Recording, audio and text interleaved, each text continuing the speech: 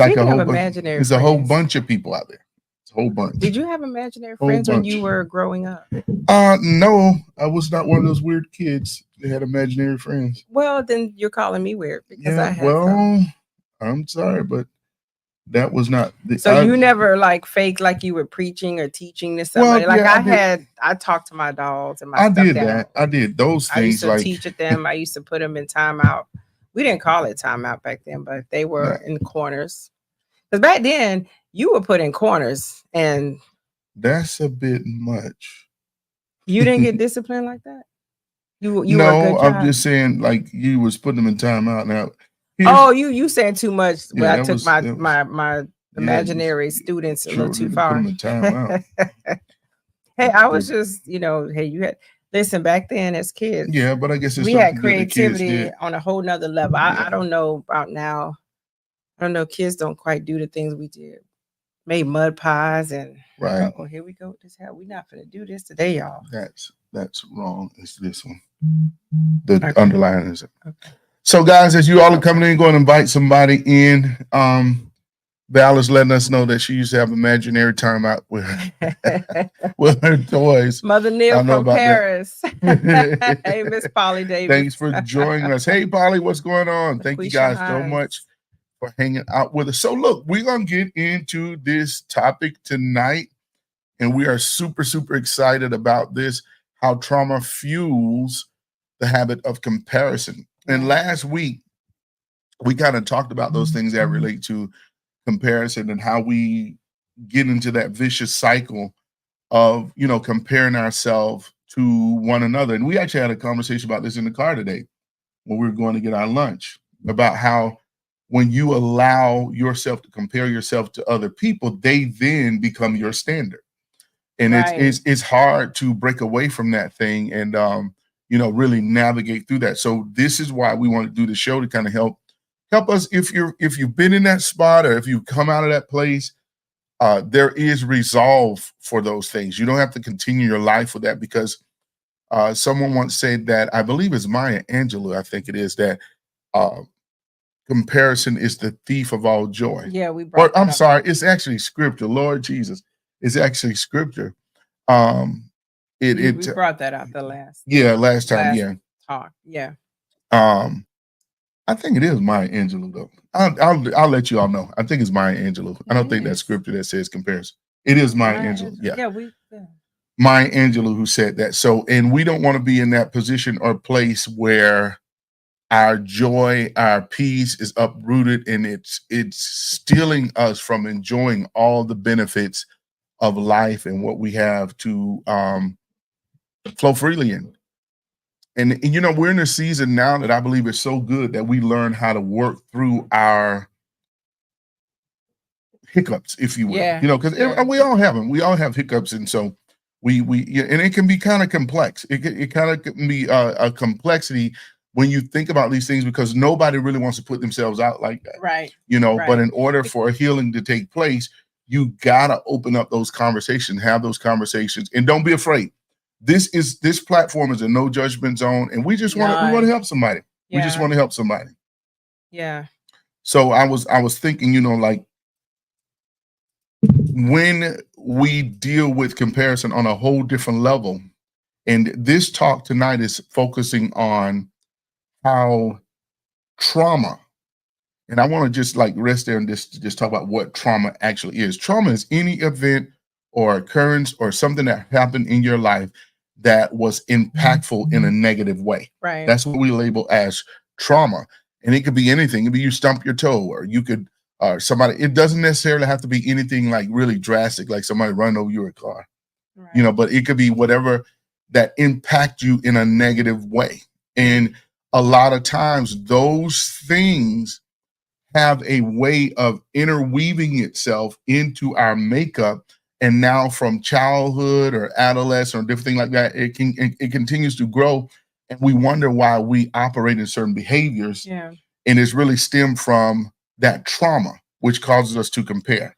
Yeah, because trauma brings about a lot of pain and hurt. And typically, when we hear that, it's just that. I mean, when you think of like the hospitals, they got trauma units. It's something that have pained or hurt somebody deeply and bad. And a lot of times when we've experienced trauma from a past experience, it can definitely hinder us moving forward in a lot of areas sometimes.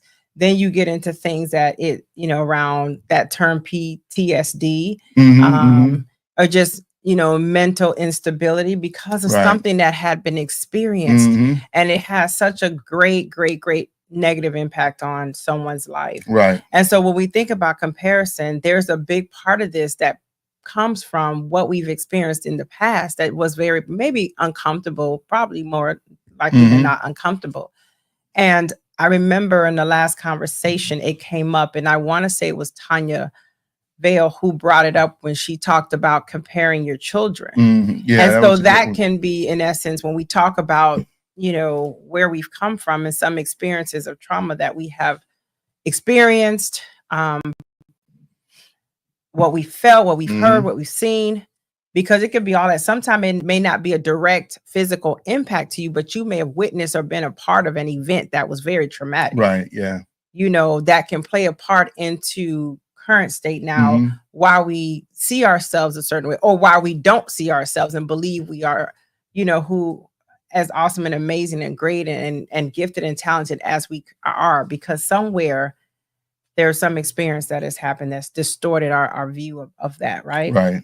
Yeah. And in the great scheme of things, a lot of these negative events and occurrences, how do they impact us? It causes us, and this is what we're kind of zooming in on tonight, guys. It causes us to question our worth. Yeah. Yeah. We talked a lot. Yeah. About it's like, seeing your worth and your value. It's like, what, because of this, did this devalue who I am because I grew up in a house where we weren't exposed. And I'm using this example, y'all, not me, but I wasn't exposed to going to fine dining. Okay. So now I'm comparing myself to other people, like maybe I don't fit in with those particular people that do that. And it can cause stagnancy and, just really hinders your growth in interaction with healthy relationship. Yeah. It really hinders it with a healthy relationship. Hey, Miss Carol Price. Hello. Hey, Miss Vicky. I see a few hellos out there. Hey, Miss Stephanie. Good to see everybody, or see your names. I keep saying see everybody. I have no idea. Well, you see the names. The names, that's like bringing it close. Right. Yeah. Miss Polly said breast cancer, so I'd imagine that's that's a big one. Especially in this October Polly, month of breast cancer awareness month. God bless you on your survival. That's a big one. Yeah. Absolutely. Because I can imagine, not a woman, of course, but I still can imagine how there's a number of things that are probably open up that to make you compare yourself to other people, because that's like a accessory. And I don't mean that disrespectful, that makes a woman what a woman is. Yeah. So it's like you lose that, and it's like you're probably comparing. I could think like the way your dress fits, or are you going to be desirable to your husband? It's like a lot of variables come into that. That was such a good comment, but how do we navigate through those places? After we understand, like we talked on last week, the value, understand your value system. How do we navigate through these traumas? So the first thing we got to operate and understand is the way to stop the comparison is deal with the trauma. And that's like one of those things that sometimes is very uncomfortable, because trauma creates a false narrative that says I'm not enough. That's the trauma really creates that false narrative that I'm not enough, I don't add up. And when you make statements like that, you're literally placing yourself side by side to somebody else and saying, this has become the standard. Yeah. You know what I'm saying? Yeah. Like who told you were going to be less than because of what you experienced? Who told you were going to be less than because your family didn't have, when I was coming up, it was Jordache jeans, Wow. That's well, you went way back. And y'all remember Jordache jeans? Those that remember Jordache jeans, you would wash, you would laundry, do the laundry, and everything was blue. But it's like you compared yourself because We didn't get that till later on, so you felt like your self-worth, or you were devalued when you went to school, like you didn't add up, you didn't meet up with everybody else. And So so let those me are, ask, when you say someone didn't say, or who makes the measurement? So who would you say makes those measurements? Society, right? yeah, society has put up like these, I call them templates. Yeah. Yeah, it's like templates of We what get this caught looks up like. in, Yeah, like yeah. how does look like, and because of trauma, and even sometimes statistics. Sometimes statistics from society says you need to be married by this particular time. Right. You The know, pressure of the pressure of society that, and what saying, we see, what we constantly see in front of us, and it can be very disheartening because you struggle to meet that uh, benchmark, and it's unrealistic for you. And that's when we do, we get into self-sabotage, because that's the standard it's unrealistic for you, because Yeah. maybe your family didn't have that, or society says that you need the husband with the daughter and the son and the little dog and the cat and the picket fence and little house in the suburbs, and that's just far from being the truth. So we compare ourselves, and now there's this infinite struggle that we're trying to be and to accommodate to what has been seen as the norm. Yeah, yeah. Like what the norm actually is, and it's not. So it's in those times of comparing ourselves, it causes us to draw back a lot of time from engaging in healthy conversations and different things that really experience people that want to befriend you. Yeah. But it's because that mental block is in your head. You can't go further than that.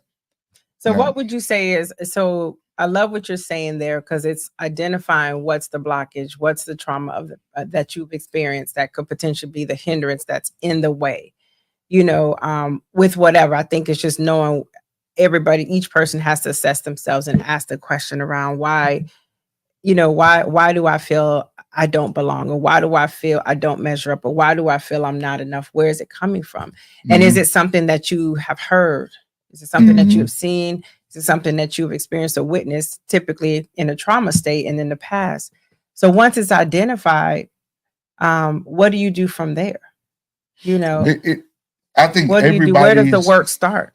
I think everybody's effort of walking free from it is different. And I think I want to back up and kind of talk about the categories of the trauma and how it can play a part. Mm-hmm. And then we see it operation in our life. And one is like childhood abuse or neglect.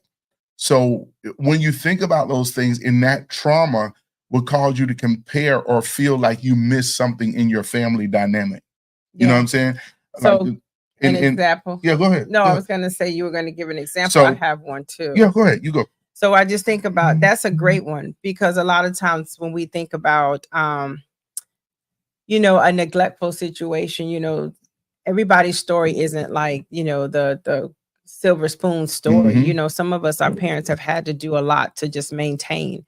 And so where you had to just do your best to earn living. I know, and this is not a bad on my parents ever, because I have amazing parents, still do, and I say still do, even though my father's gone, but he instilled so much. But there was times that, there was, when I think of childhood and just that hard knock life, if you will, there were just moments where we didn't go school shopping like most kids, in terms of like spending a ton of money and all these. Like, you just had to be glad you're going to school, and if you had 1 or 2 outfits, that's just what you had to make do with, because it's like it's either between food and living and having a roof over your head, or you more concerned about trying to be in the latest fashion, even when we were younger. And so my parents was like, nah, that's not how we spend the dollar. Like, we're going to use wisdom, and this is how it's going to go. But then when you're feeling, back then I used to feel so bad, like, man, other kids, compare myself to other kids that have this. And, then you start making up excuses and acting like I didn't want to go to school because I'd be semi-embarrassed,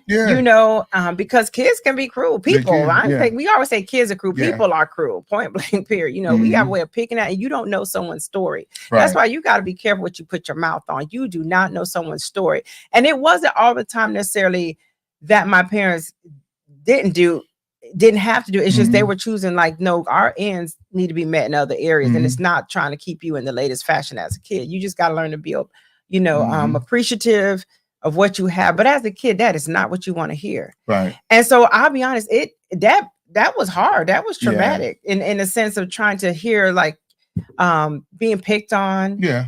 And people kind of joking because back then we say bobos and whatever. People had like the fake Chucks or anything like that. And it's like like they would say buy your shoes from I remember people to buy your shoes from the supermarket. Like you get your shoes from the grocery store. Yeah. And it was like it was cruel.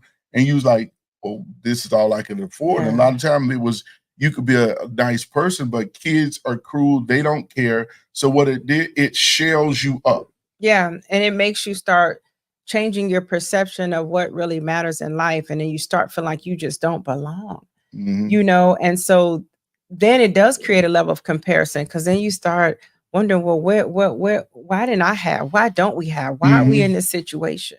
What put us here? And it can create a level of resentment, which is why, that's it. When, and I, thank God I worked through that, but there was points and I've had to talk to my parents about this before. Like, I just felt like, well, hey, that wasn't cool. That wasn't fun. Like you all put us in this situation, and then you start blaming, blaming your parents or blaming your siblings, and so I know that's a stretch of an example, but that's just what I mean. No, but that's good. I think this is a really good comment that Mother Neil made. When I lost my mother, when I saw other daughters with their mother after a year or so, I would compare them to the possibility of what my mother and I would be doing. That's powerful there. And it would make me cry. That's exactly what we're talking about. Because of that comparison, then it evolved into you feeling like you had a deficit. Yeah. And a lot of people carry that around. And you guys, this is like a real sticky subject. And a lot of people don't want to deal with this because you got to go deep to relate, to imagine and release that traumatic place. We all have those spots in place. And like she said, like Mother Neil was saying, it puts you in a place of what I call fencing yourself in, because we think it's coping with it, but it's a coping mechanism.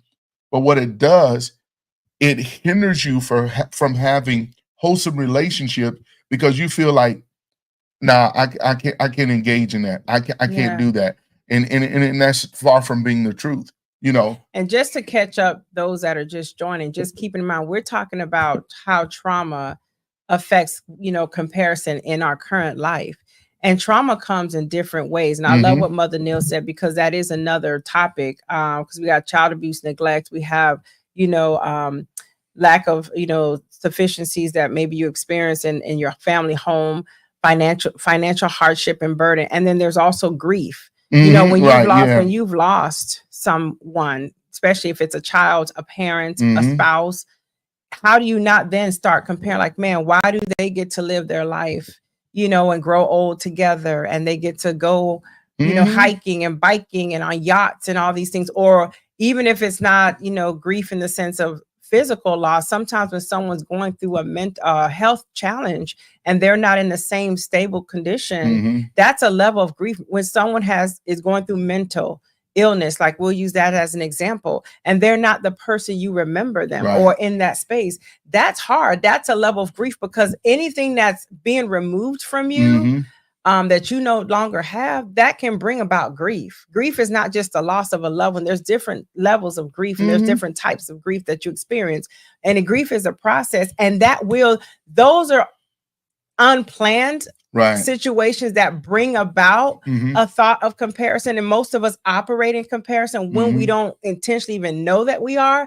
When you're sitting there saying, man, I wish that was me and my family. Hey, I wish that me and my husband could be doing it. I wish that I had that type of job and I lost and I was fired or let go or downsized and I was in a layoff. I didn't see the layoff coming. Yeah. But those things and those life situations can be traumatic, and it can push us in a space that we begin to feel and compare our lives to someone else's lives, forgetting though that we all have our own story. And I assure you, you got to be careful because you don't know what else someone, because we all going to experience something. It may be on different levels and different things, right?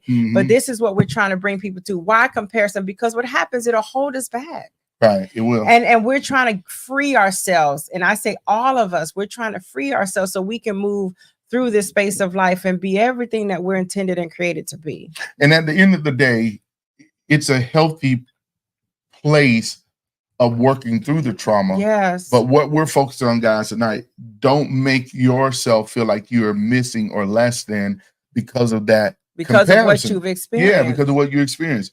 That you have to navigate. You have to navigate through that. I wanted to go back. Steph said this is so true.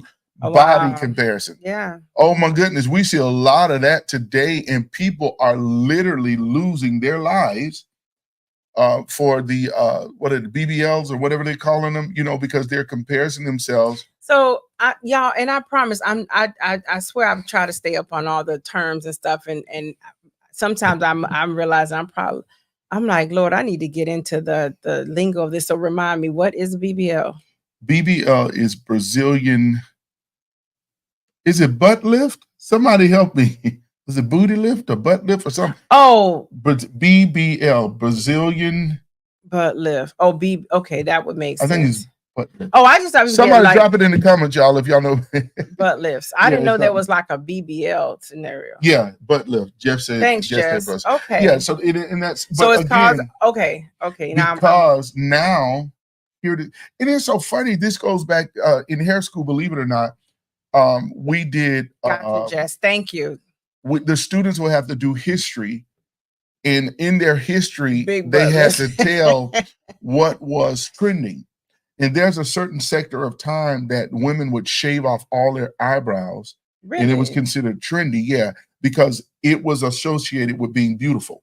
So you look at your eyebrows, and that's the thing, y'all. Not saying that anybody cannot make those if you want to do them to yourself, but don't let that be your drive. You know what I'm saying? That's your driving force, because if you keep doing that, we've seen these people. We've seen these people on if y'all know the Barbie doll guy, he looks like a Barbie. And they're talking about how many, I was watching one of the specials with him, and they were talking about all the surgeries that he had, so many that they didn't even want to give him anymore. Okay. Because in his head, he didn't look like this ideal man. So it comes a point that so we make our trauma and all the things we experience, we don't accept and allow ourselves to work through and be healed, because what I'm hearing you say is we comparing to this, when we went back to the beginning of our conversation, based on what society, current state, trending events are saying now. And it's interesting you talk about that, because it is trends. That's what trends are. Trends come and trends go. And so no different than long hair, short hair, curly hair, straight hair, whatever weight, it was something to be super slender and skinny. Now it's like, hey, you get whatever size, we just out there, just you do what you do, because it's whatever society is selling, and I think that's the hard part about working through and accepting the things that you have gone through. And I know, like with Miss Polly, and I'm sure there's other women on here in the observance of this month of October. We actually personally are impacted by our sister who's going through, just had a double mastectomy, and the mental battle. I can't say I know what that feels like. God bless. I'm not there, but we've known a couple of situations where this has happened. And most time it's not the physical part of having to get the surgery as much as it is a mental battle of what is that going to make me look like and feel like? And possibly like, I don't measure up anymore. I don't measure up when you got a society that shows all the breasts, all the butts, all the this. How am I going to look in the bathing suit? Do I fit what is trending? Do I fit what society is saying? And how do I work through that level of comparison? Because of a trauma that I had to experience, this sister of ours had to experience, and so those are tough, but just knowing like, hey, you're beautiful beyond. And we don't talk about these things. You don't hear people say, oh, you're just beautiful, with or without hair, you're just gorgeous. Thank God for the women and the men that stand up and the people that can testify and be bold about it, but everybody's not there. It takes a level of confidence and healing and assurance of your value to be able to stand in that, right? Right. Yeah. I like what Shauna said. She was talking about, so many of these things in the response, they can also cause different fallacies, I think, facets in our relationship with God. And that's so true, because we don't have that imagery of what he sees us as. So we begin to create a perverted view. Yeah. Like we don't, when the Bible specifically tells us he created everything good, we're made in his image and likeness. But, we know the word, but it's a different thing to really apply those principles and be satisfied with those things that you can walk in those areas. Steph said, I was born with some defects and always compared myself to other kids growing up. I was ashamed and always wondered, why do I have this or don't have that? Once I fully knew God and he created me unique, I was free from all the comparison. Thank you, Father God. Wow. And that is so good. And that's kind of along the line with what Shauna was saying. You have to come to the core of understanding that, this is how you're made and that's it. Because, it's always like when we talk about the whole comparison sector, when you really think about who determines, other than us when we compare, but who determines the standard? Right. You know what I'm saying? Like, for example, in the beautiful America, I don't know what the ideal size is now, but I believe the ideal size for a woman was like 8 or something like that. And I think like now it might be a 0 or a 2, or I don't know exactly, but who sets this standard? Yeah. Like, you know what I'm saying? Like, who makes this stuff up that you like, no, this is where you have to be? Because if you go in Africa, there is a tribe in Africa, in the meaty the women are, they're considered beautiful. Oh, in Ireland, thicker is better. Yeah, so it's like, so this is why we gotta get we gotta get out of our head and really be satisfied and don't allow that trauma. Like when we're kids, like somebody call you skinny. Like, you're so skinny, you're so skinny, you're so skinny. You hear that all the time. And that's one of the things we're talking about, the trauma. That trauma that you've experienced from people even speaking things over you, verbal abuse. And a lot of times people don't intentionally mean that, but it's how you internalize it. Yeah.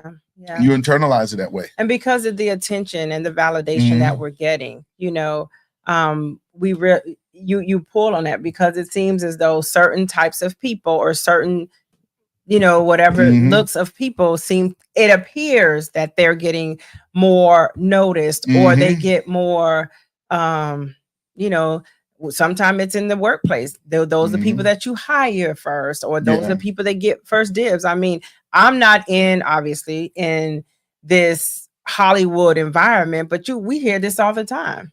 There's certain looks and types of people that they're looking for to cast certain or roles and things like that. So then we start using these as our metrics. You talk about who sets the standard, who sets the metrics. It's the society. It's whatever it is that you're in. If you're in the music business, there's a certain standard that they look at. If you're in the acting, if you're even in the church, even in the first lady, there used to be a stigma about what a first lady and a pastor should look like, what they should drive, what they should live in.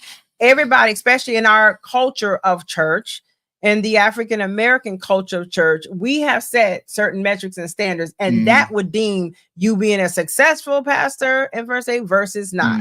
Doesn't matter how many souls you save, how many people going to hell versus people going to heaven, how often that you are changing lives. We don't deem those as things that are important. We look at the things that are temporal, that obviously come and fade away because it's not going to be here forever.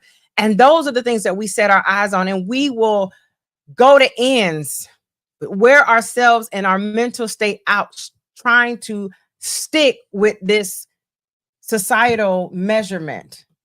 And it's like, we need to go back to the basics, and we need to think about, what did God say? Who has he called us? What's your worth? What's your value?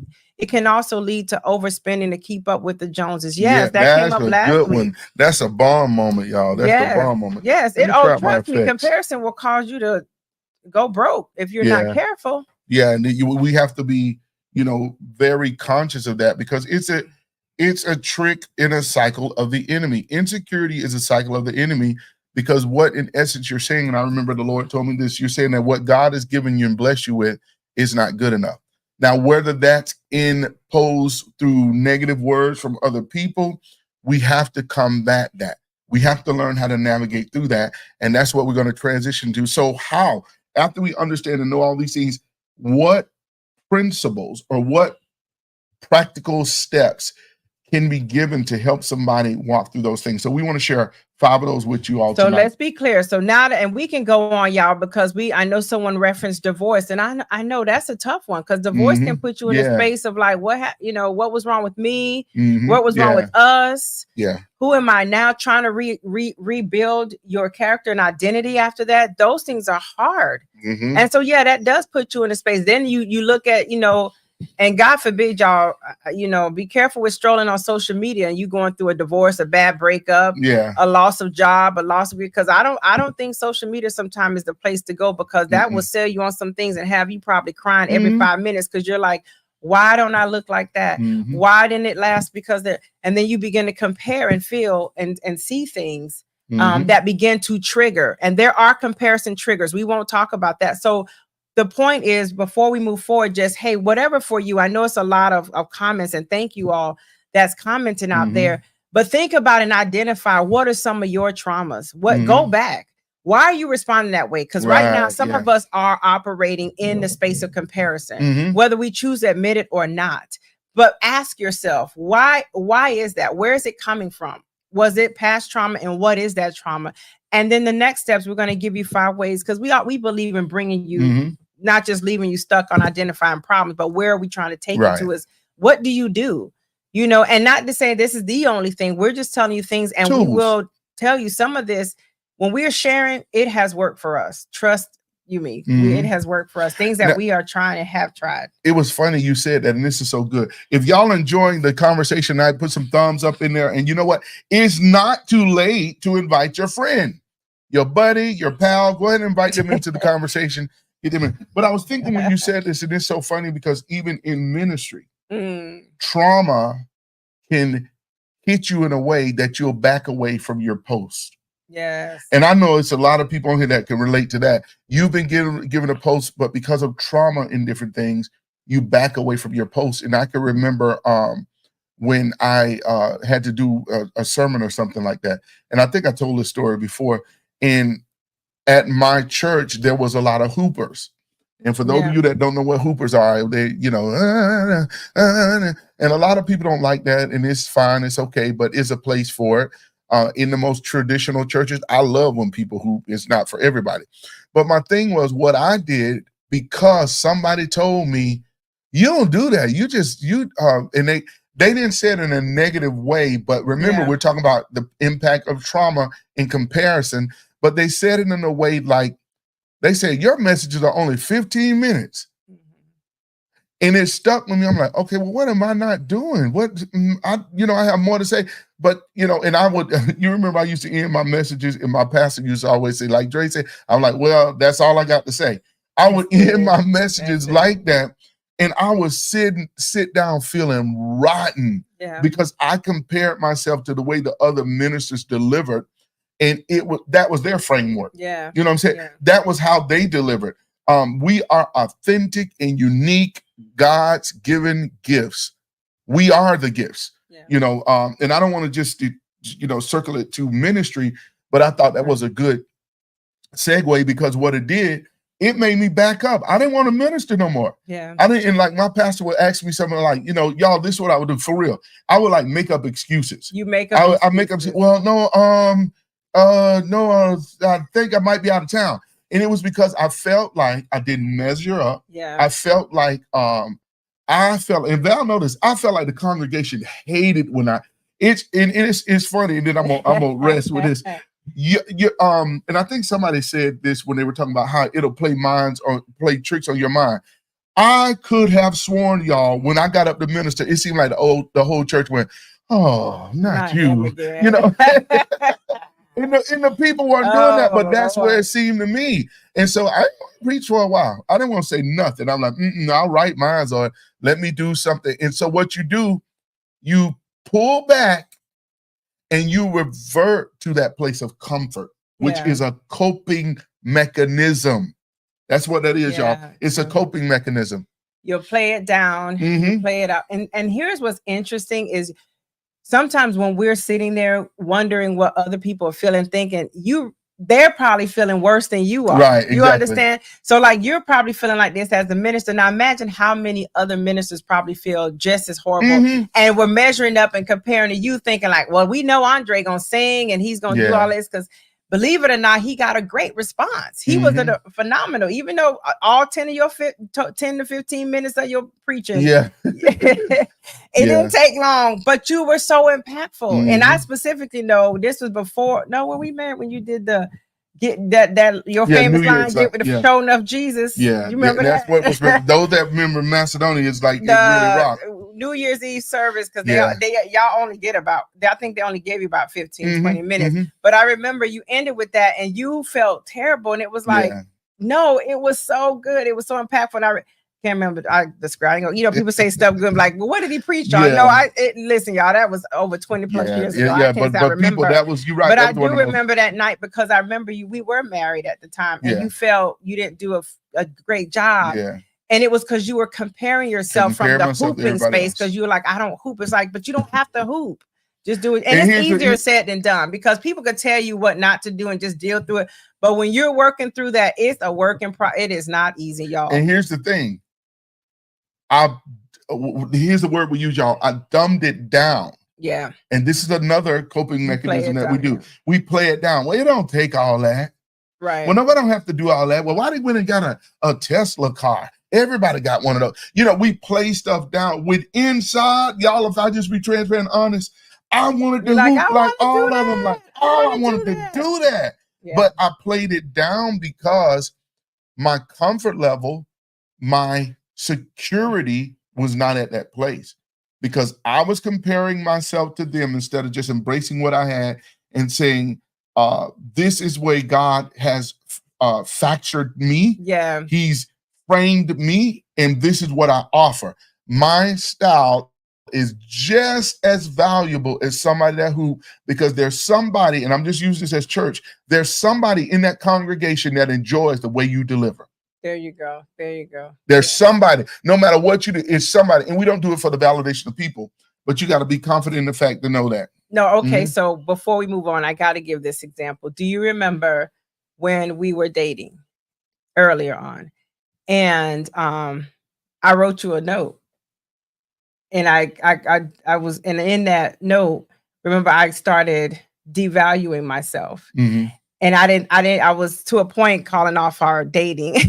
Oh yeah. Because I said, I didn't compare. I said, I know. And now I'm trying to write in this note, you all, what I believed he felt. And instead of asking him, I already was playing myself down, and I was, and I already had an insecurity about my body type, because I don't care. I'm just making sure. Well, tell the whole thing, because you got to get a commentary because if you're safe to say that, if like it was because, like you said, the women that I were dating. Oh, yeah. I'm going there. So because a lot of the women just seem to be, just not full figure back, but like, real busty, real bootyish, and I'm not like bootyish. Okay, real busty, bootyish. And I don't think back then, I don't think it was BBL. It was just how they were full, figured. And I was pretty slender. I don't have backside like that. And I've accepted it. I'm good to go. But they filled out their clothes. I didn't quite fill out mine. Praise God for Jesus. But I have a beautiful heart, right? Yeah.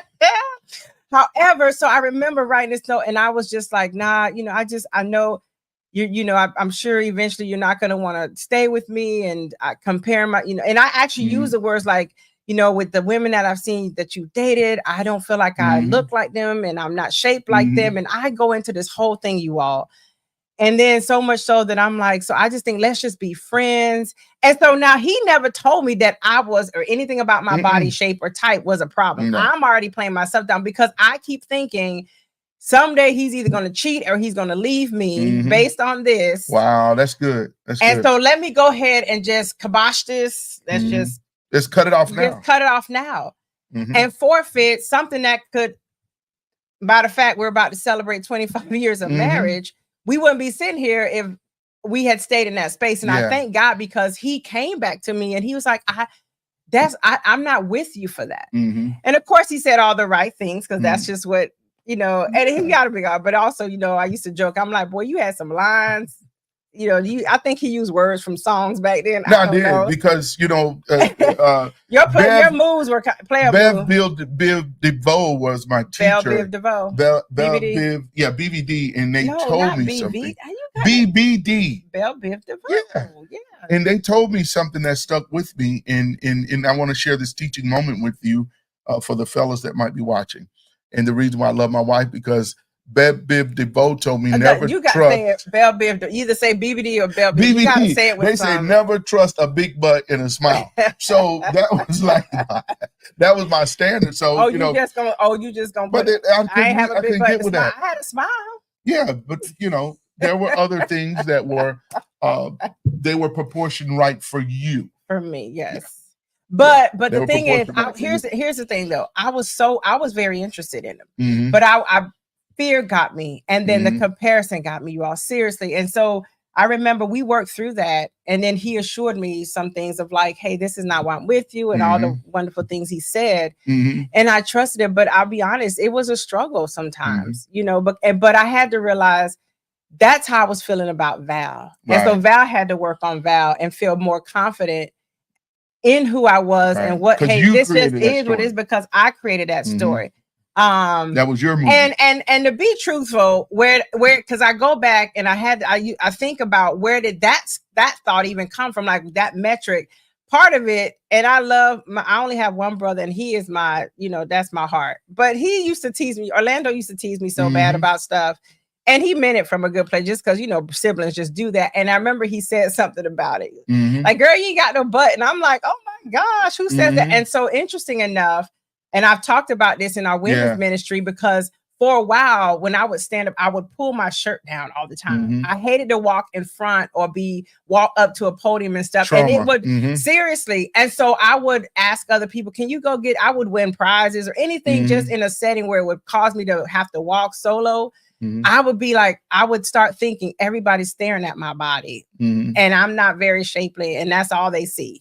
Why do you think why do you think you were more receptive to that when your brother said that? Like, what, like, what I'm saying? Like, if it hadn't been somebody else, would you have kept that? Well, we joked a lot, but I realized I laughed it off, but not feeling good about it. Yeah. I think I just played it off in the moment, but then I realized, well, I'll say this, in the time it wasn't that big because we were so much younger.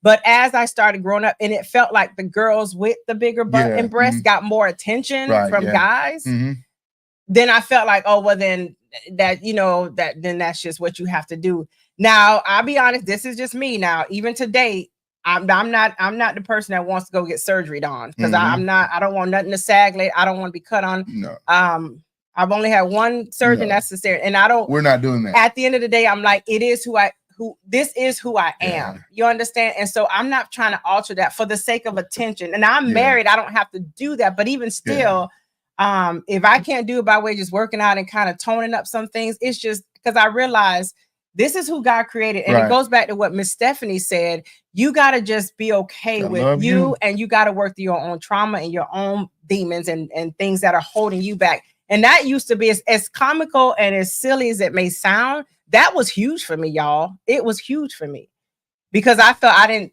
sit in certain arenas or get certain attention in the dating arena for that reason. And then I started thinking, well, what is wrong with me? And so then it was like, all right, well, just is what it is. And I had to work through that for sure. Right. Yeah. And it's so befitting, because it stems in what we're saying with the whole trauma.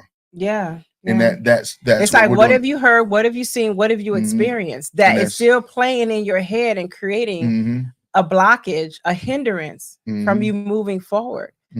And who said it? Like you said, and who set that metric? Who said you can't be beautiful and you've had to go through some health challenges that maybe, I know women, we go through a lot. Our hair is thinning, which is why we wear braids and all this stuff, because we want to make sure we look apart, when you've had to have certain body parts altered or removed because of things that you can't control, who said that doesn't still make you beautiful? Right.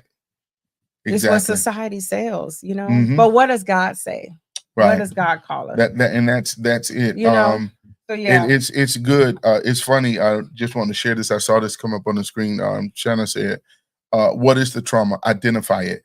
And it's so funny because that's our first point, or our first what we want to throw out.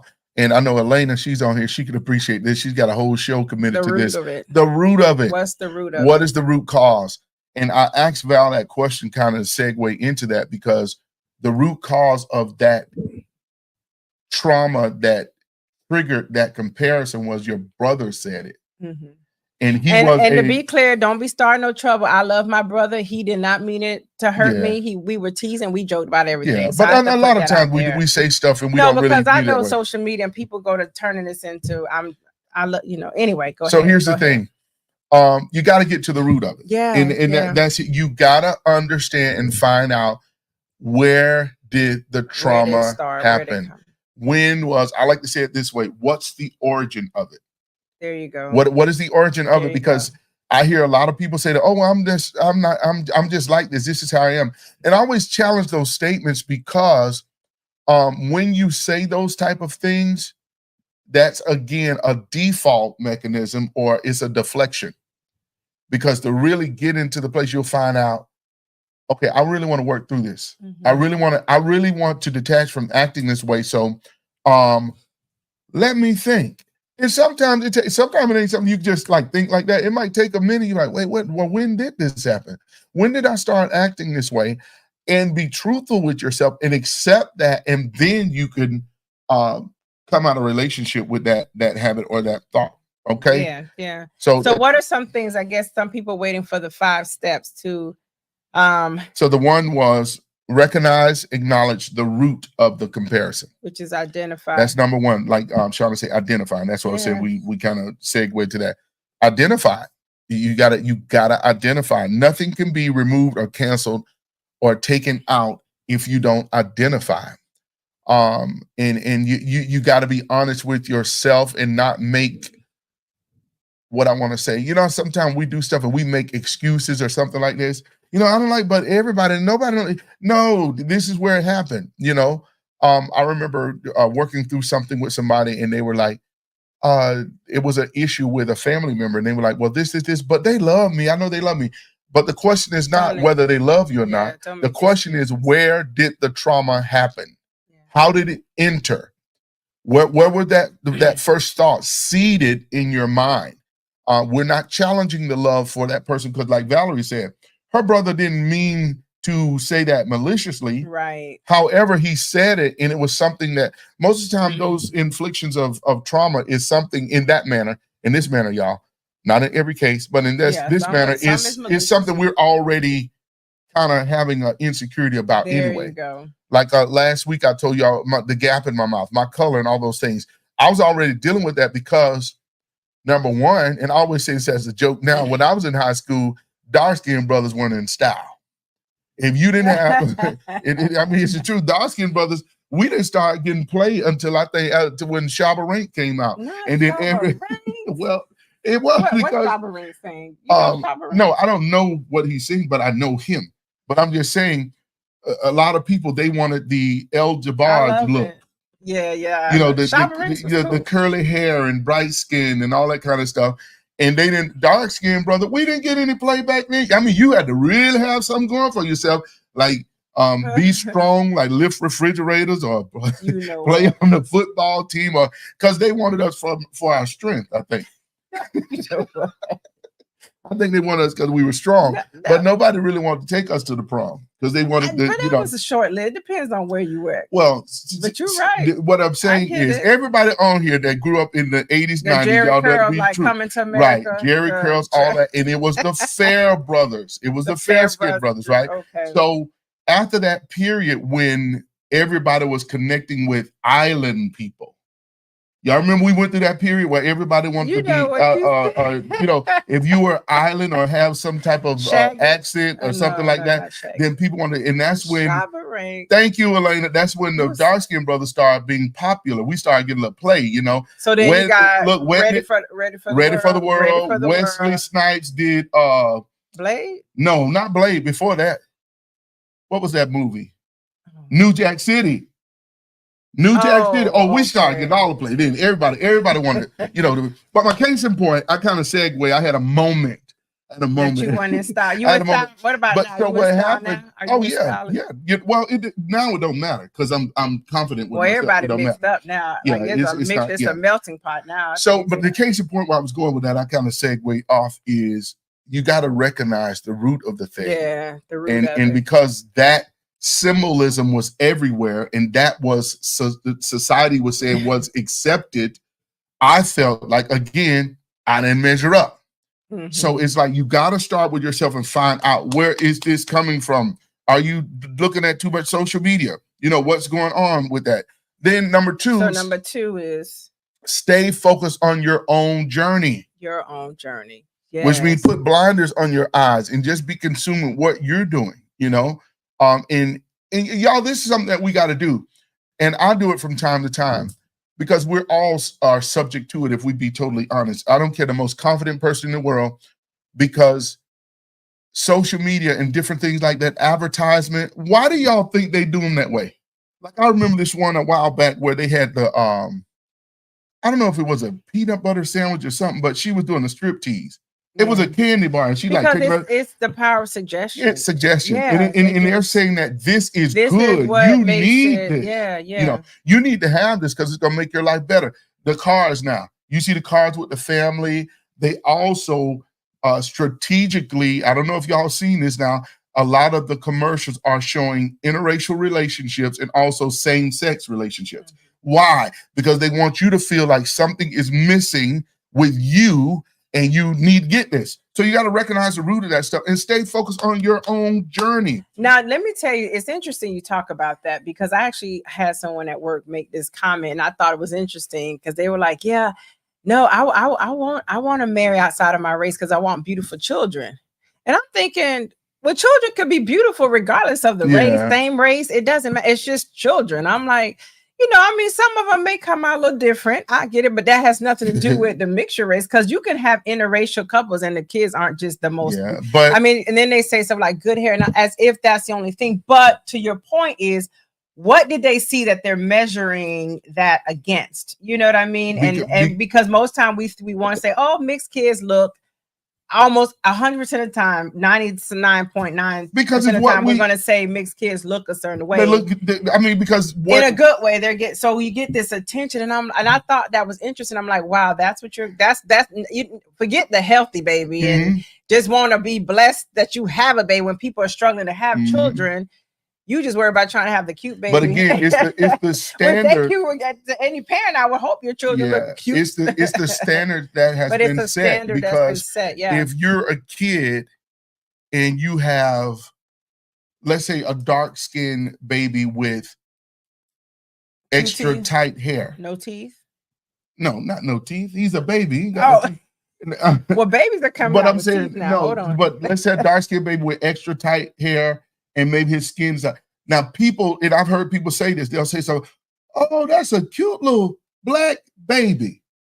Why do they need to say that? Where if it's like a baby. And I know it's kind of weird going a different way, but it's true. That's the way the comparison is because society has told us in order to deem your baby as cute, they got to first of all have what? Curly hair. They got to be fair skinned. And don't throw no green eyes in them. Don't let the child come with no green or blue eyes. They baby so gorgeous. And if you could make that baby dark skinned, it was the same baby, he wouldn't get that response. Well, one of our friends, and that brings me to, I mean to cut you off, but yes, I hear what you're saying, and that makes sense because we do that often. We add that little tag as if to say most black kids wouldn't be beautiful. Right, exactly. Because remember, we got a friend and someone said to her, wow, you could dance to be a big girl. Yeah. And she said she's sitting there like, why did that? You just say you like, wow, I didn't know you could dance, period. You don't have to add as a big girl, as if regardless of your size, you can and can't dance. Like people dance regardless of their weight and size. You've seen dancers thin, you've seen dancers thick. Just like people say, oh, you cute to be a big girl. You know, you add those little added taglines that kind of just, I don't want to say tagline, but that No, little it is. descriptor to that end that really signifies that you're really showing and telling what you're thinking is that you don't typically think as a more, full-size woman, they shouldn't be able to dance or look a certain way. It's like, that's not true. But again, whose measurement is that? Who's right? Who's that so standard? And then you hear these things and you wonder why people back up, because when you're hearing statements like that, I can only imagine those would be hindrances that get in, or blockages that get in one's way when you hear those type of things. And we've all had it done to us. And we know what causes that. And we're on a test, y'all. We're talking about the comparison thing. Yeah. What it does, it is, Dion, it's so sad. What it does, it creates a unrealistic norm of what beauty, what complexion should look like, because there's, and here it is again. I've been called black all my life, not dark, black. So when you think about it, so I'm looking through magazines and you don't see anybody that look like you. And that's what I'm saying. Like now you just start seeing a lot of dark, like true dark-skinned brothers that are being used in certain, publications and different things like that. It's more because it's more accepted now. But back in the day, it was like fair skin, different things like that. And that's what accepted. So what it did, it cast a type of what I want to say, a verbal discount to other people that didn't fit that brand. So now you got to try to work through this. You got to try to work through this stuff. And that's true. And I know we can, again, there's just so many layers, and we're going to continue this conversation because we really want people to start thinking about when you're in that space. How are you, well, we're going to give you tools, but how can you start really working on self to be more confident? Because the ugly truth is it's going to happen, you all, in this society. People are very cruel. People are very opinionated. People have very huge thoughts, whether it's something that they want to say they were born to, but it's the atmosphere of what they're in and surrounded by that makes them feel and want to talk and make these statements around people. Because even in the workplace, and you said something critical, a lot of times when we're dealing with comparison, it's when we don't see people that look like us, whatever that is, whether it's a disability, whether it's a color, whether it's in the workplace, when you don't have people of the same, I know African Americans, or they say people of color, sometimes you don't see them at the top sometimes. And so that's where you have a lot of organizations really diving into and spending more time within that DE&I space, because that does hinder people. Because oftentimes, and I can speak for being in corporate, you want to try out for certain higher level roles, but when you don't see people like that, you feel like, man, I don't know that I could ever be there.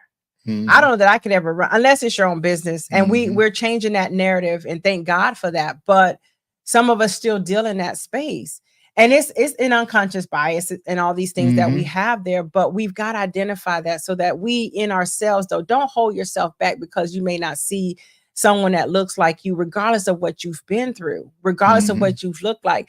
God has called you, and whatever God has ordained and called you to be, you're going to pursue it as long as you get out of your own way, though. You got to get out your way, right? Which is henceforth number 2. We got to move fast, fast, y'all. We already almost at our time. Thank you so much for your comments, y'all. I like what Miss Sandra said. I want to put this back up here. She said she grew up in the 60s and she used to hear he or she is nice looking for a colored person. Wow. And these are narratives that have been spun. And then like, what everybody, you mean for a colored person? Like, just thank you. Everybody, he or she looks nice. Exactly. Period. Exactly. That's it. We don't have to add nothing else. Exactly. To it, right? and it's like, it's one of those things we have to be aware too. Because I said that to people like, and not knowing, like, oh my God, you've gained so much weight. Oh, you done gained so much weight. Yeah. And you don't realize the impact of that trauma and how it's going to cause people to compare themselves. So now they're going home about to jump off the curb because of something you said. You didn't mean it maliciously, but it was taken that way.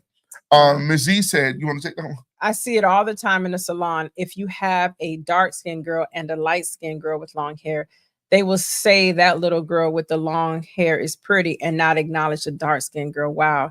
Yeah, that's huge. That's huge. Yeah. All right, guys. So we got it. Y'all enjoying this conversation? Give us a thumbs up. This has been good for us. We're really enjoying it. So we're going to give you these principles real fast of how to work through. These are 5 effective ways to conquer comparison. Yes. Stemming from trauma. 5 effective ways to conquer comparison stemming from trauma. So the first one was recognize and acknowledge the root of comparison. Get to the root of it. That's find out where it comes from. Yeah. Identify. Number 2 is stay on your own journey. That means exert more time dealing with unraveling of why you feel that way, and begin to put positive affirmations in that place to build yourself up. That's number and 4. I'm gonna skipping ahead. Oh, I skipped. So, yeah. Okay, this is self-cultivation. Focus on your journey, self-cultivate. Number 3 is practice gratitude daily. All right. And that's like having daily affirmations, regardless of what this world says, regardless of what social media says, regardless of what society is telling you. What does God say about you? Yeah, and I know we teach this often and agree with it. If you don't know, get in the Word of God. And not that I'm not going to tell you to study the Word of God, but if you're not a believer there and you're watching this, then give yourself words of affirmation. I'm strong. I'm beautiful. I'm blessed. I'm bold.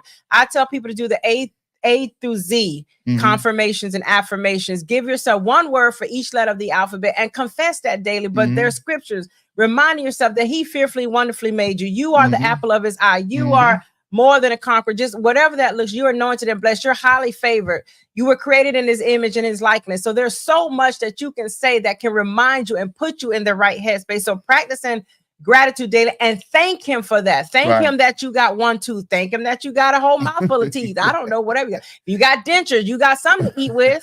Wait just saying. Thank you that you have 1 tooth. I'm just saying. Okay, that's a stretch. You might be in your feelings because that's not what you see. I know you was you felt glory at something. You was on the run. I was on the road. I'm just saying. And I know that would be hard to be grateful for. But if you watch what's Tiana? Princess Tiana, what's the movie? The Frog? Princess and the Frog, the little thing with the tooth. He got 1 tooth. Yeah. That little buzzing light ball. He was very confident. Yeah, he was confident. That's why.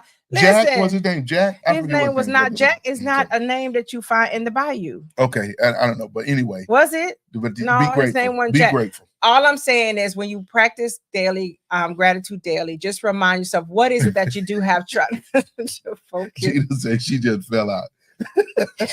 Gina, I'm be just grateful saying, for your be 1 tooth. For whatever Praise that looks God. like. And I know, Lord. y'all, we say this comically, and yes, it is tough sometimes because we don't feel we measure up as a result. It's not what you typically see, but you have life. And so try to shift your mindset. Yeah. You know, that's number 4. Go ahead and number 4, reframe negative thoughts with positive affirmations. So shifting your mind. So once you give gratitude daily and thank God for what you do have and what he is doing in your life and the things that you do possess.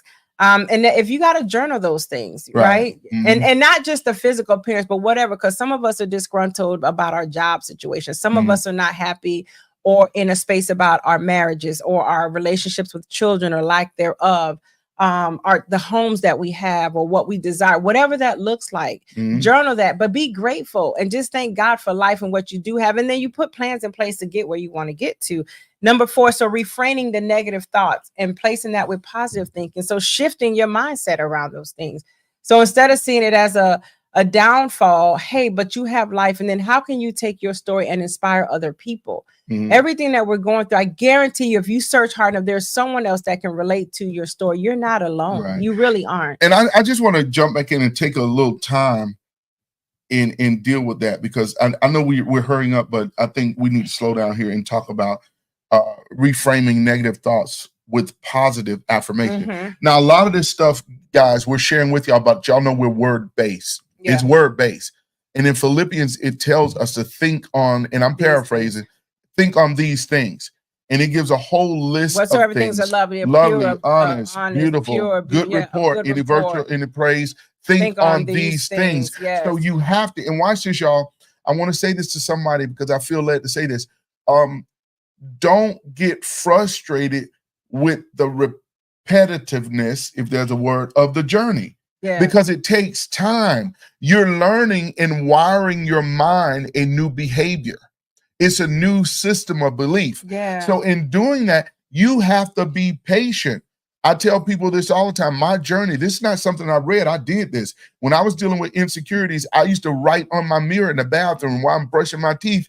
I used to see those words until I became convinced that's what I was. So you have to be intentional, and you have to be continual with your efforts. Then you're going to get the results. This is not something you do for 3 weeks and then you're like, well, it ain't work. No. You've got to cause your mind to shift into a dynamic that is detached from whatever seed has been sown in your head verbally. All right. Yeah. Scripture says it this way: be transformed by what? The renewing of your mind. So it's a process. Yes. It's a process. And it happens over a process of time that you get those. So those and negative give yourself thoughts. Permission and patience to work through that, because it is a process, because it didn't just happen overnight, especially if some of us are going real deep. Right. Yeah. From the little girl and the little boy within us. There's things that some of us are still dealing with. And that's why it shows up now. And so some of us have been silenced, where we don't have a voice. Someone, I want to insert this when talking about it. We got a call from last week's message, starting with comparison. And we were like, okay, did you enjoy it? How'd it go? And they were sharing, and they began to weep because they said that was them. They were silenced, and they realized that they see themselves in a place, but it's like, how do I get there? And I find myself comparing, like, I want to open up and speak out more. I want to open up and talk more. And they're verbatim. They said, I don't feel I can contribute to any conversation. Yeah. And I go, where did that come from? And it's something that their mother said to them that silenced them and made them feel like, when you talk, you sound like this, or you don't make, or whatever it was. You don't make any sense or something. You don't make sense. A couple things they shared. And so from this, and this is an adult person now. Yeah. That all these years is dealing with this. And this is what we're talking about. You got to go back and figure out where did it come from? What was said to you? What did you experience? What did you hear? What did you see? Yeah. And then how to work through that. And so anyhow, I just want to bring that up. That's good. And that's what makes this platform worthwhile, because we had enough. When I tell y'all seriously, we're not just saying this because we're not doing this for the gram or the FaceTube or InstaChat. We're not doing it for that. but for real, there are testimonials that are coming in where it's really impacting lives. And that's what that's why we love this platform, and I thank God for allowing us a space that Valerie and I can partner in other than the church. But the last one we want to do, and this is a hard one for people, but when you think about this, a lot of our discontentment comes from outside sources. Yeah. I'm gonna let that simmer for a minute, y'all. A lot of our discontentment comes from outside sources. You scrolled and saw something. Or you clicked and saw this, you see, and I used it last week when we were talking, the whole thing with the pajamas and the family, and it's nothing wrong with that, but it depends on where you are. If you're not in such a great space and people doing all the pajama stuff, it's going to set you off. So perhaps instead of pajamas, maybe I'll do t-shirts, or just do what your family does. That's another thing. Some things are just not in your capacity, or makeup, y'all. And that's what you got to be okay with. And maybe your family can't be 12. Maybe it's just you and your little dog. Then get on the stairs. Can I just be for real, y'all? and this gonna be a stern word, but I'm gonna say it this way. Some stuff, and some of y'all not gonna like this, but I'm gonna say it, because this is the Clarity Lounge. We want to bring you to clarity. Some stuff you just got to get over it. Stop rehearsing it, and get over it. And you got to make that platform or that place of solidarity for you. What do I mean? If you want to do pictures with folk on a stair and nobody won't cooperate, I'm going to tell you about Andre Neal. If it's something I want to do, and if nobody want to do it, and it's something I'm going to do it. I'm going to do it. So a lot of times those relationships, when we heed the trauma, we're in a place of unhealthy comparison. It opens the floor. It opens the doorway to the ugly, I don't want to say spirit, the ugly habit of codependency. Yeah. Y'all hear what I'm saying? It opened the door for codependency. Now there's a healthy relationship, because I'm the community guy. We're talking about that in church, but things gotta be put in a healthy balance. You know what I'm saying? Because now some families just aren't that kind of family that want to do pajamas on the stairs. But then again, why do we do that? No. What I'm saying, what I'm saying, one person in the family sees it, they're trying to rally everybody to go do that. First of all, you don't have stairs in your home, so that isn't gonna work. But what I'm saying, it's okay. Find out what's in your outfit. That's why when it comes to marriages, some things this just not for your marriages. Yeah. Dre and I figured that out a while ago. There's things we used to try to do and we would laugh so much. Or the work involves, because we see people do it on social media, like all the darn juices. We giggled about being at this. Y'all, we don't have time, but we'll have to pick this one up later when we're to that fine dining restaurant, Sambuca's. Oh yeah. Y'all, we were like the Clampets. Yeah. We went fine dining because it ain't even about money. It's just that's just not our vibe. We just like to have fun. We giggle, we laugh. So you put us in a space that we got to be too uptight. We don't really work for it here. And believe it or not, people think it because they'll look at the way we dress and assume things about us. But he and I together in spaces that are, we call them like real stuffy and tight. We are. Yeah, we were in a. We were comfortable Clampets. That's what we were. And so real quick, we'll end on this because we gave the 5. Y'all the 5 was no, you never got to the 5. Yes, I did. You said limit. Okay, the 5th one is limit your social media consumption. Yeah. You got to turn it off. Get off it. So we're gonna end with this story.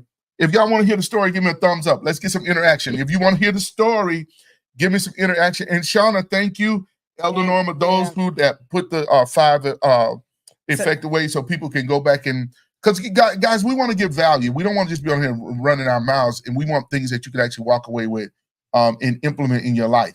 But if y'all want to hear the story, give me some thumbs up. And if you don't, we'll go ahead and click off. If you don't want to hear the story, and I think before you go to the story, let's be clear on number 5, limiting social media consumption. He led into it. That's the obvious. I think we've talked about that extensively.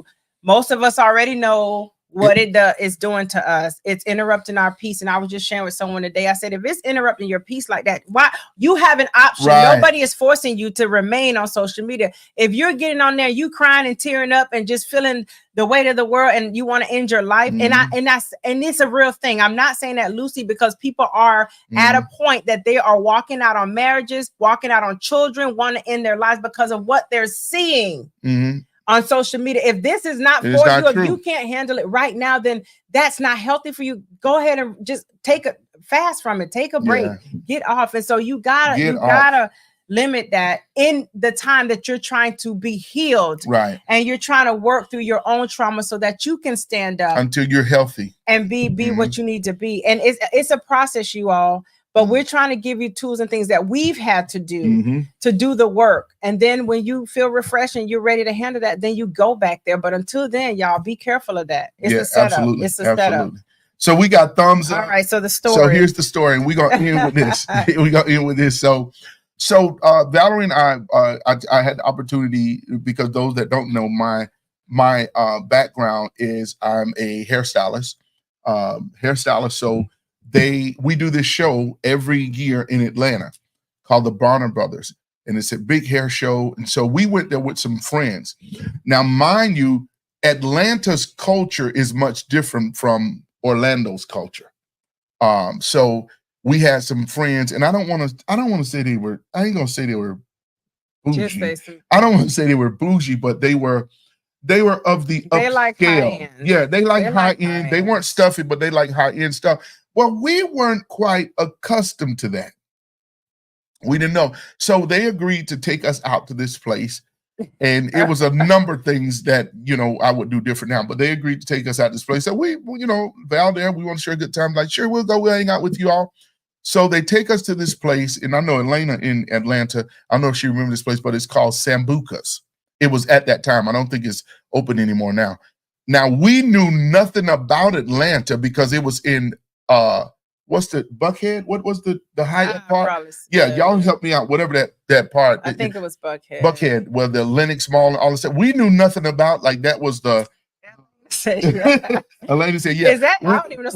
We didn't know that was like upscale for real. The upscale we were used to back then was Red Lobster. Okay. That was upscale. So we go into this restaurant. So we're pulling up, Buckhead, y'all. Yeah. They had the lanterns outside that were heated because it was kind of cool. They had the doorman. It was something that we seen on the soap operas. That's where it was. So, I'm grabbing my wife and we look around like the Clampets in New York City, like, whoa, look at this. So we walk into the place. It's the first time that Val and I had went to a jazz restaurant.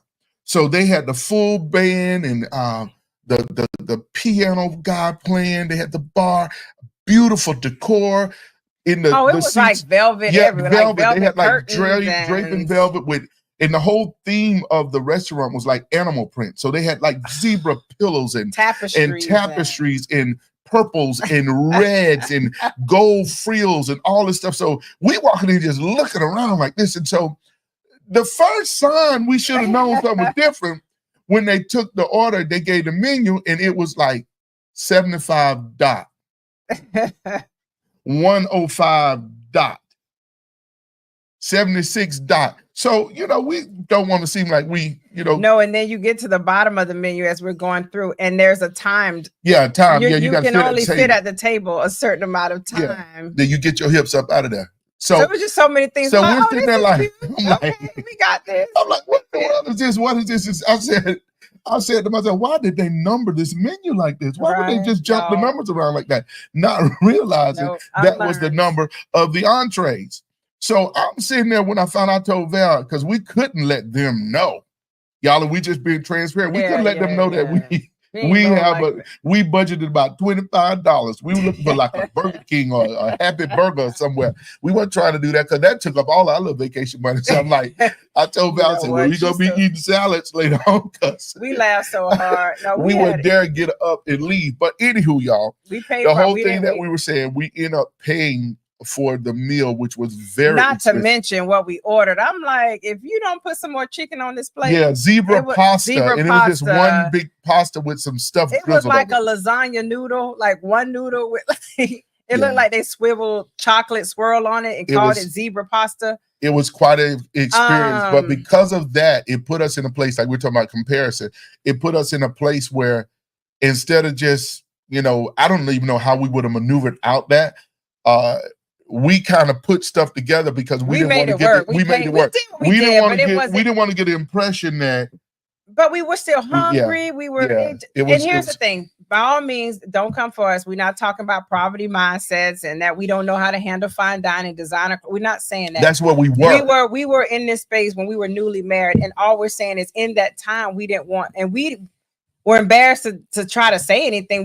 We wrote it out, but the other piece when we talk about some things aren't just not what we choose to do because we like to eat, so it's kind of like, that's wonderful and great. And we know how to act in certain settings and all that. But it was one of those experiences where if you had to take us in, I'm like, that wouldn't be our first choice. Like it was great, but it wasn't. Not at all. We want to have fun. Like it was just real stuffy. It was just so formal. It just didn't feel fun. We were kind of like, where's the wing bar? Like, where's the hot, and it just wasn't where we were. So anyway, we worked there, but it was like, I think we had just got married too. So it was just we laughed so hard about it. In the moment, we were tapping each other and like looking at people's plates. Like, is that a salad? This is a noodle. That's a beautiful The flower. Salad had flowers in it. Like, what is this? What are y'all serving me? Salads with flowers? Please. Can I just get some regular iceberg lettuce? Anywho, y'all. We hope that made you giggle a little bit, and thank you for hanging out with us. But please, please, please remember those 5. Exactly, Elena. Just because you can doesn't mean you should. Exactly. Right, exactly. Those 5 takeaways, because we really want you to be in that space where we're giving things of value that you can implement in your life and see results. At the end of the day, that's what the Clarity Lounge is about. We want you to get results in life.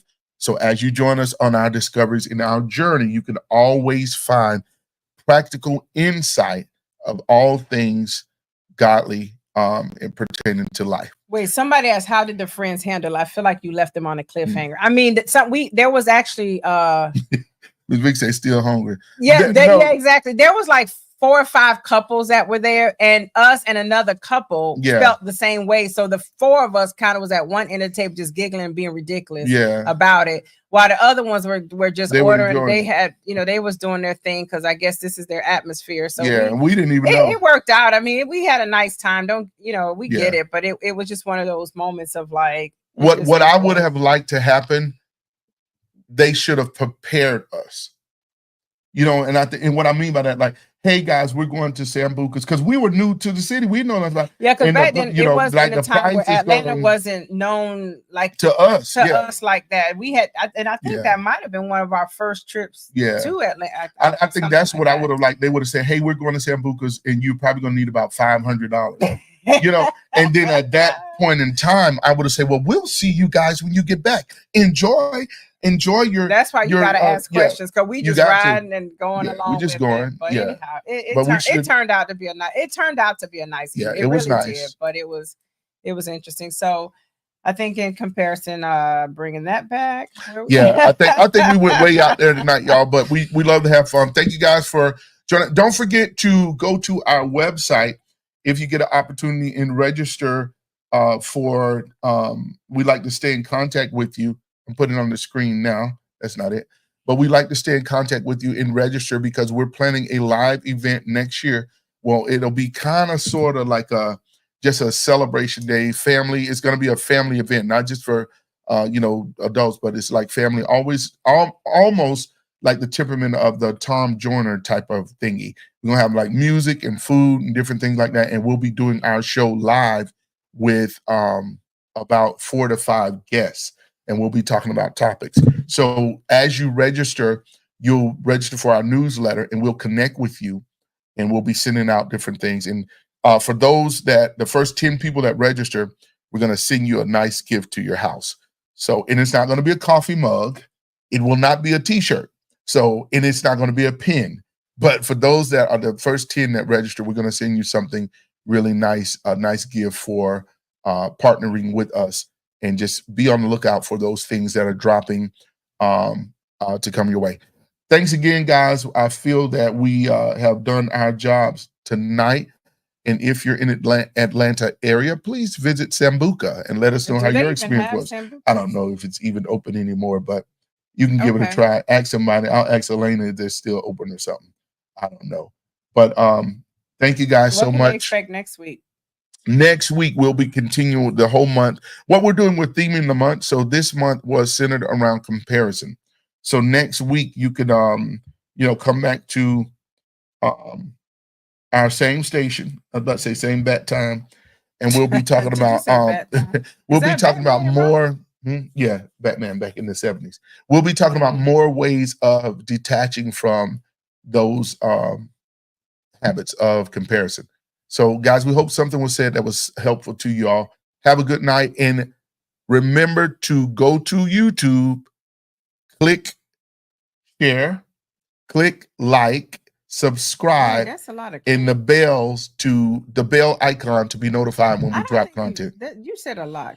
But they got to do all that. How does it flow? Isn't there like a way you're supposed to say it that like flows? Yeah, like I said it. No, that's how you say click it. Click like, share, and hit the bell icon to be notified for content when it drops. Y'all have a good one because I think we kind of rambling on now. But you all have a great evening, and we'll see you next week, next Monday, if the Lord's will, at 7 o'clock. Let's laugh, let's grow, let's dive deep. Inspiration for your soul to keep the junkhead. Welcome.